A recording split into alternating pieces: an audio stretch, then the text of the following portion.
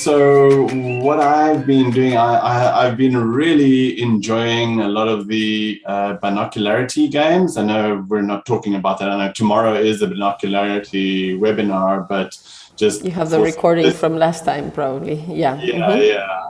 The ones with the two pens, like making the one in the middle. It didn't take me. I found it very easy to kind of get straight into that. And I must admit that when I saw this middle pen in the middle, that was the green and orange, and I was able to bring them closer, and I think I got so excited because I think this might be the first time in my life that I've actually seen something like that in 3D.